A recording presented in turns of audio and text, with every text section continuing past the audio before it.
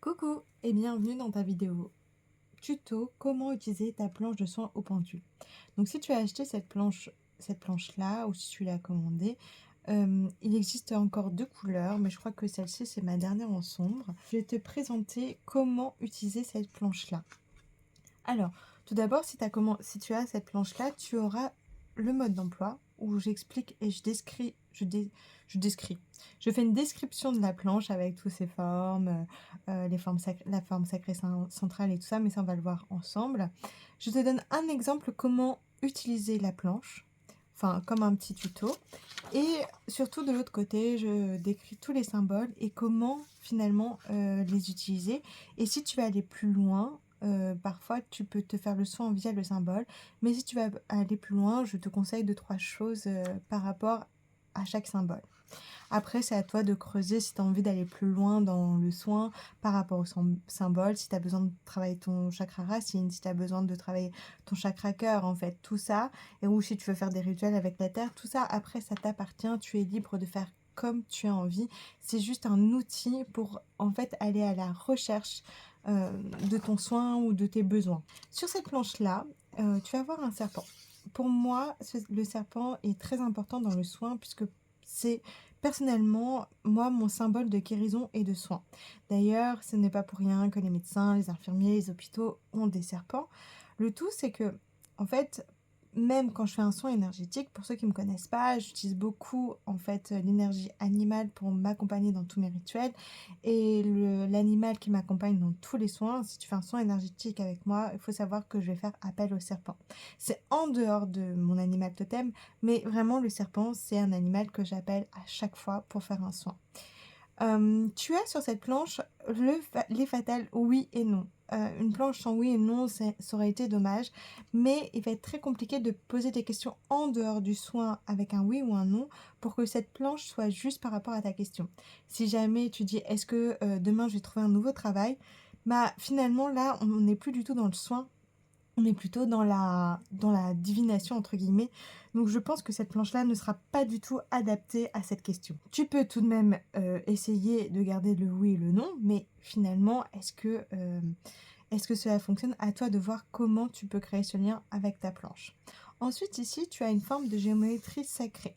Pourquoi j'ai mis une forme de géométrie sacrée? Parce que ça va te permettre de mettre à zéro ton pendule, de le restabiliser énergétiquement et aussi tu pourras poser peu importe tes objets pour les recharger de façon énergétique. Tu peux aussi mettre de l'eau si tu veux énergiser de l'eau. Enfin vraiment c'est une forme de géométrie sacrée qui va permettre vraiment de mettre les compteurs à zéro et de remettre de l'énergie positive entre guillemets. Et ça je te montrerai un peu comment ça peut fonctionner aussi pour tes pierres, pour tes cristaux, tes objets magiques et tout ce qui peut t'entourer. Tu peux même aussi recharger un de tes jeux de tarot, tu mets au centre et hop, il va remettre les énergies à plat. Si jamais tu prêtes ton jeu ou tu utilises ton jeu ou à un moment donné tu as un tirage qui te met mal et du coup en tirant les cartes, et ben, en fait tu as insufflé de l'énergie négative dans ton jeu, ce qui peut arriver de toute façon, parce que tous les tirages que l'on fait ne sont pas non plus les plus cool à lire ou à entendre. Donc du coup, parfois, comme tu as insufflé peut-être de la contrariété, si tu mets ton jeu dessus, bah, ça va annuler cette contrariété dans ton jeu. Ensuite, tu as un cadran. C'est très utile et très intéressant que dans les soins énergétiques, ça permet de savoir où tu en es au niveau de ton énergie. Par exemple, si tu... On verra après... Oh, quoique, je vais te le dire maintenant. Si par exemple, tu as besoin d'un soin énergétique et tu demandes l'amplitude de l'énergie négative dans ta douleur physique, et que si c'est à 100, bah, tu sais que tu vas pouvoir bien travailler énergétiquement sur ta douleur. Par contre, si c'est à 30 ou 25, bon, tu vas pouvoir un peu travailler, mais tu sais que cette douleur ou cette chose-là n'est pas forcément dans le corps énergétique, mais plutôt dans un autre corps. Ça peut être à travailler sur le corps physique ou le corps émotionnel. Là, cette planche-là te permet de travailler sur le corps énergétique. Et pour moi, un soin complet, c'est quand on travaille sur le corps, l'émotionnel et l'énergétique. Donc là, vraiment, on est sur vraiment une idée de soin énergétique au pendule. Ensuite, tu as les liens de temporalité. Je vais un peu t'expliquer, à quoi ça peut servir les temporalités, mais en fait, finalement, ça permet de savoir de te situer déjà. Par exemple, je ne sais pas, est-ce que j'ai besoin de refaire un soin par rapport à ce que j'ai fait énergétiquement? Et là, si elle te dit et si ton pendule te dit oui, bah, faut savoir si c'est est-ce que ça va être dans des heures, dans des jours, des semaines, des mois, des années? Ça permet en fait de vraiment quantifier et après tu énumères, enfin, on verra ça après. Et pareil, les saisons, ça peut être, est-ce que j'ai besoin de faire un soin énergétique, de façon, dans les rituels, enfin, de façon comment dire? Cyclique et en fait, s'il te dit: «Oui, tous les printemps», «Oui, le printemps et l'automne, ça serait bien pour toi par rapport à tes énergies». En fait, tout ça, c'est à toi de voir à peu près comment utiliser ces temporalités-là et comment les utiliser par rapport à tes soins. Par exemple, si tu viens de te faire un soin et tu dis: «Est-ce qu'il va être nécessaire de refaire ce soin par rapport à telle chose?» Par exemple, je sais pas, tu as mal à l'épaule droite et en fait, tu as une grosse douleur. Tu voudrais savoir comment, tu l'équilibres de façon énergétique. Bien sûr, la douleur ne va pas partir dans l'instant. Ça met parfois 24 heures à partir, enfin à diminuer et à partir. Mais alors, s'il te dit: «Oui, est-ce que j'aurais besoin de refaire ce soin?» «Oui, peut-être dans quelques jours, peut-être dans un mois». En fait, pour que le soin continue, il faudra peut-être le faire 3 fois et une fois par mois, par exemple.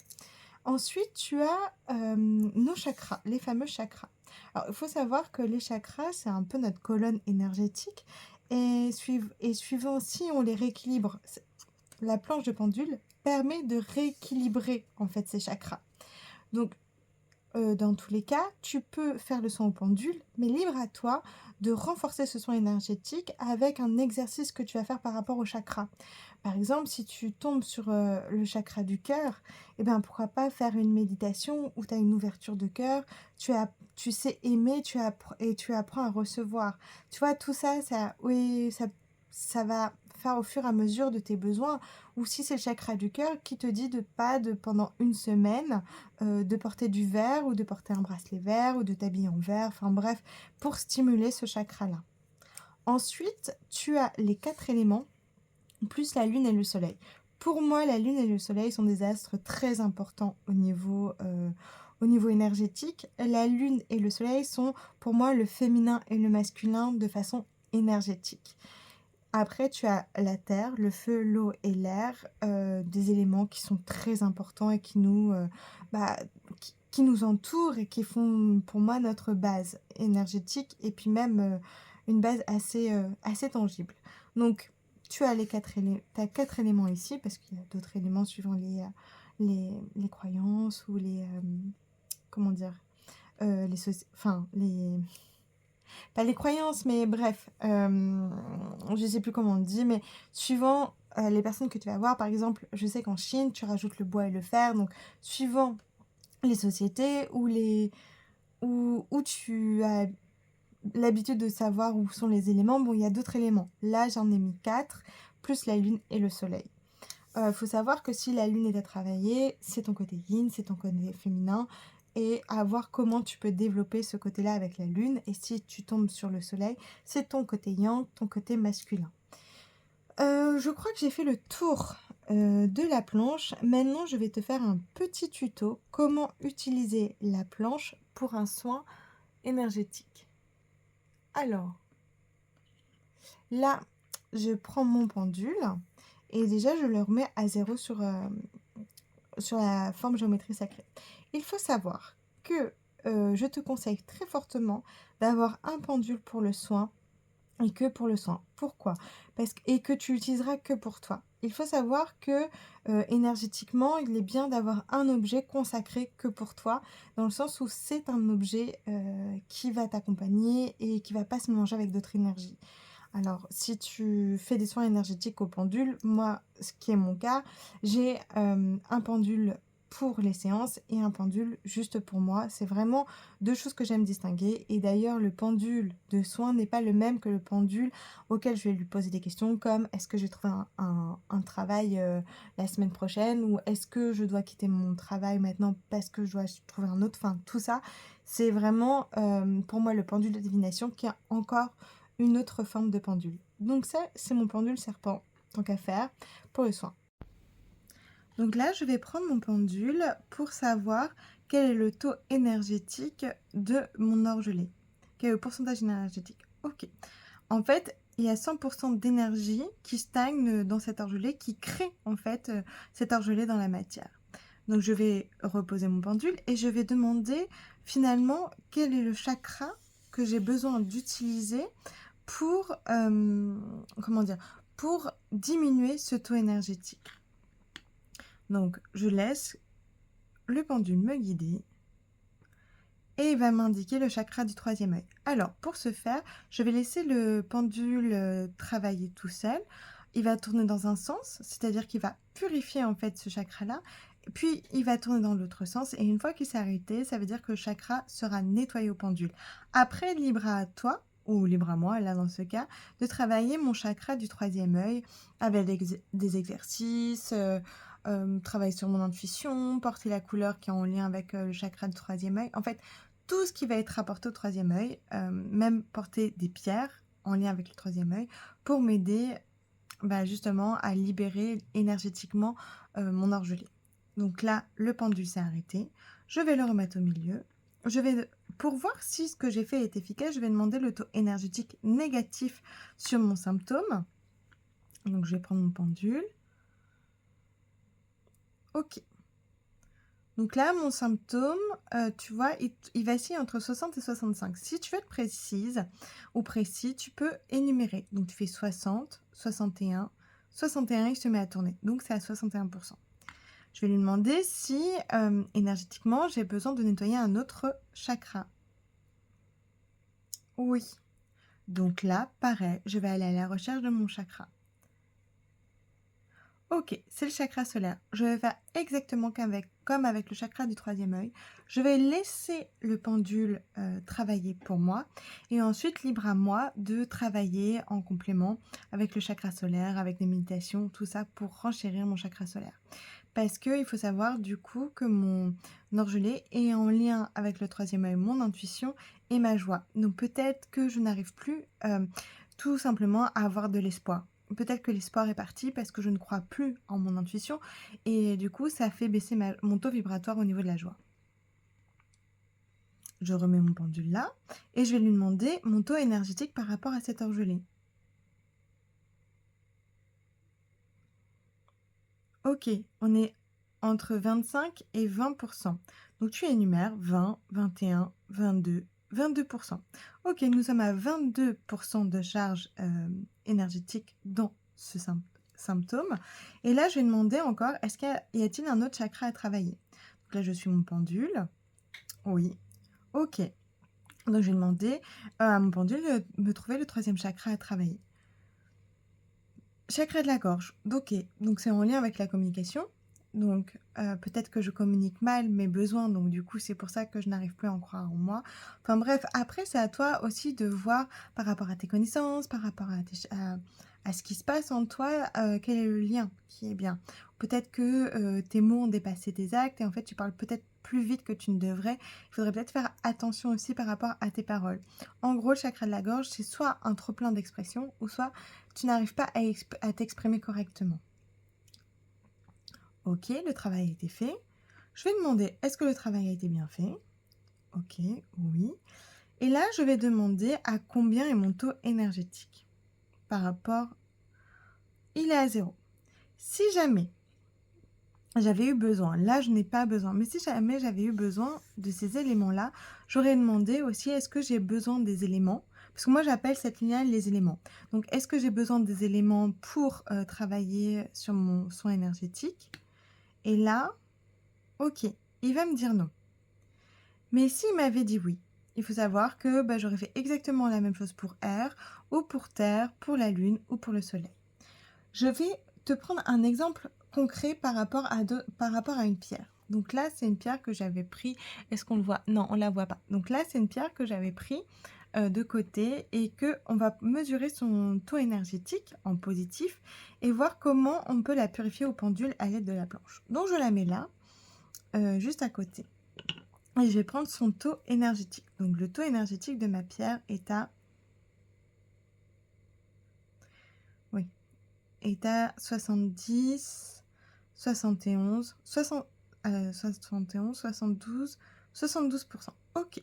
Donc, dans un premier temps, on peut complètement la recharger et la réaligner avec la forme géométrie sacrée et voir son taux énergétique, comment il évolue. Donc, tu n'as pas besoin de la laisser trop longtemps. Quelques secondes, ça suffit largement. Il faut savoir que ça va la renforcer énergétiquement, mais de façon superficielle. C'est-à-dire que ça va l'aider à se rééquilibrer, mais c'est comme une recharge très rapide. Et comme quand tu recharges ton téléphone très rapidement, bah, ça peut se décharger aussi rapidement que ça se recharge. Donc là, cette pierre, je la dépose et je vais prendre son taux énergétique à ma pierre. Ok, on arrive à 100%, ce qui ne m'étonne pas du tout. Mais là, par exemple, je vais dire, ok, tout à l'heure, elle était à 70%. Que faut-il faire pour ma pierre pour qu'elle reprenne de l'énergie?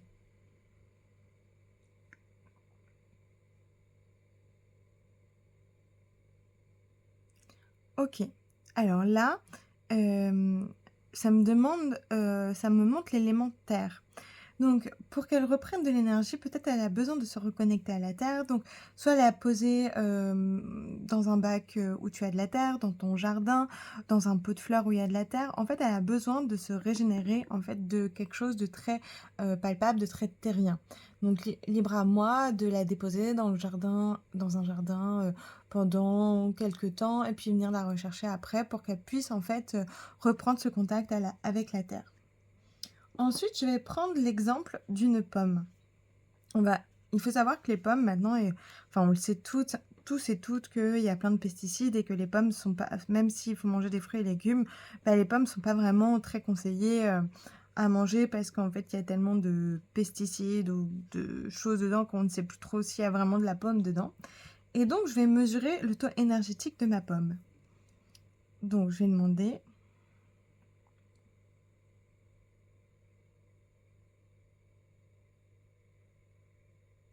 Ah ok, on est entre 30 et 35, 30, 31, 32, 32%. Il faut savoir que si je mange cette pomme, ça va me faire... en fait, indirectement, ça va me faire baisser mon taux énergétique parce qu'elle est en négatif. 50%, c'est au milieu et au-dessus, ça reste dans mon énergie. Si je suis en fréquence 70, c'est la fréquence moyenne d'un humain qui va bien, on va dire, et que je mange une pomme à 30 énergétiquement, ça va me faire baisser mon taux énergétique. C'est pour ça que quand on dit qu'on mange de la viande, ça fait baisser le taux énergétique parce que, en fait, la viande a un taux énergétique assez bas. Mais je parle en taux énergétique, je parle pas en nutrition ni en nutriments. Attention, il faut faire la différence. Donc là, moi, ma pomme, elle est malade. Donc, je vais la mettre sur la forme de géométrie sacrée, déjà pour qu'elle se rééquilibre et puis qu'elle se reconnecte un peu à autre chose que quelque chose de mauvais. Ok. Donc, là, je vais reprendre son taux énergétique. On est sur du 75, ok. Alors, il faut savoir que pareil, là, ça va recharger très rapidement, mais elle va se décharger très vite. Dans 1 heure ou 2, elle va retomber à 140 ou à 135. Et en tout cas, je vais lui demander pourquoi ou ce dont elle aurait eu besoin pour que son taux énergétique remonte.